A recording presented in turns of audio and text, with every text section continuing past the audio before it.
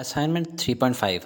On a highway, a car of mass 1500 kg is stopped at a traffic signal. ये एक car है जिसको हम लोग कह देते हैं M2 मास 1500 kg है उसका और इसकी स्पीड है 0 मीटर पर सेकंड, यानी क्योंकि खड़ी हुई है।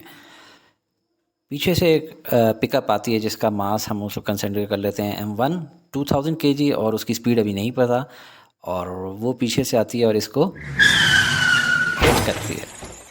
ठीक है, assuming that the collision is elastic, pickup stops, गाड़ी खड़ी हो जाती है। यहाँ तक का डेटा भी हम लोग नोट कर लेते हैं।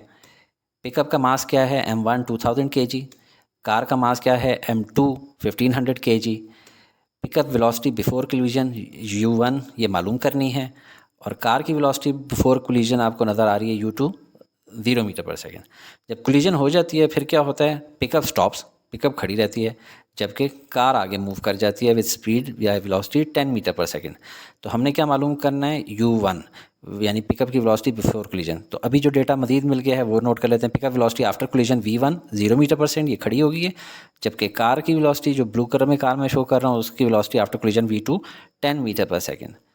तो सोल्यूशन स्टार्ट करते हैं। सबसे पहले देखें दो दत्त फार्मूला जो को आपको मिले हुए हैं इलास्टिक कोलिजन के बुक में, V1 और V2 फाइंड आउट करने के लिए, यानी दो बॉडी जो आपस में टकराती हैं उनके आफ्टर कोलिजन जो वेलोसिटीज़ हैं उनको मालूम करने के लिए। पहले वाले फार्मूले को देखें, अगर इस फार्मूले को हम यूज़ करें तो V1 की वैल्यू क्या है 0, U1 जिससे मल्टीप्लाई हो रहा है उसकी वैल्यू हमने मालूम करनी है।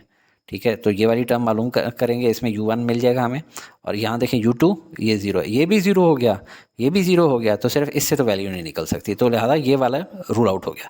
इसको देखें V2 की value 10 metre per second, U1 हमने मालूम करना है, ठीक है, और U2 उसकी वैल्यू 0 है। अगर ये 0 हो जाए और इन दो की मदद से U1 निकालना हो तो निकल सकता है, लिहाजा ये वाला फार्मूला यूज़ करेंगे। V1 वाले फार्मूला को हटा देते हैं, इस वाले फार्मूले को हम लोग यूज़ करेंगे। पिक्चर्स हम लोग अपनी स्क्रीन से हटा लेते हैं और इसके अंदर अभी वैल्यूज फीड कर लेते हैं। V2 की वैल्यू क्या फीड करेंगे 10 मीटर पर सेकेंड। अब 2 टाइम्स M1 यानी 2 multiply by 2000 divided by M1 और M2 की वैल्यू डालेंगे 2000 प्लस 1500, U1 हमने मालूम करना है, और फार्मूले में क्या है माइनस, और आगे क्या है M1 माइनस M2 यानी 2000 minus 1500 divided by 2000 plus 1500 multiply by क्या था U2 की वैल्यू क्या है 0। गाड़ी जो है कार की वेलोसिटी बिफोर कोलिजन क्या थी 0, खड़ी हुई थी। तो अब 0 से तो जो भी चीज़ मल्टीप्लाई होगी इसका जो भी आंसर आ जाए वो 0 ही होगा, and 0 multiply by anything is 0, तो ये ख़त्म हो गया। पीछे ये चीज़ आएगी, इसको अभी नीचे मज़ीद सॉल्व कर लेते हैं।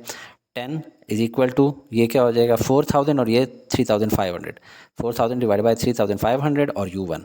अब U1 की वैल्यू निकालनी है तो हम लोग 3500 मल्टीप्लाई बाई 10 डिवाइड बाई 4000 हो जाएगा, तो उससे आ जाएगी वैल्यू हमारे पास 8.75 मीटर पर सेकेंड। यही आपकी बुक का आंसर है इन मीटर पर सेकेंड। बहुत सारे लोगों ने इसको रॉन्ग सॉल्व किया हुआ है, यूट्यूब में तकरीबन मोस्टली लोगों ने इसको रॉन्ग सॉल्व किया हुआ है। ये इसका सही आंसर और बुक में सही आंसर गिवन है, ये है मीटर पर सेकंड में। हमें अगर वो कह दे किलोमीटर पर आवर में मालूम करें तो क्या प्रोसीजर है, किलो मीन्स 1000, यानी अगर इसको 1000 से मल्टीप्लाई करना है तो डिवाइड भी 1000 से करना होगा। ठीक है, 8.75 के साथ अगर k लिख दें यानी 1000 लिख दिया तो नीचे भी क्या हम लोग डिवाइड किससे करेंगे 1000 से। अब 8.75 डिवाइड बाई 1000 करें तो क्या बन जाता है 0.00875 किलोमीटर पर सेकेंड। ये किलोमीटर पर सेकंड में आ गया, अभी हमने सेकंड को नहीं छेड़ा।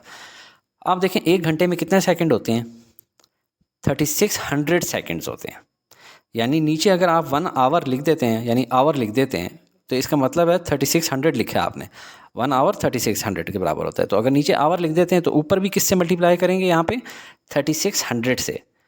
तो इसी तरह हम लोग कर लेते हैं, नीचे आवर लिख लिया और ऊपर 3600 से मल्टीप्लाई भी कर लिया, तो इससे हमारी वैल्यू आ जाती है 31.5 किलोमीटर पर आवर, और यही आपकी बुक का आंसर है।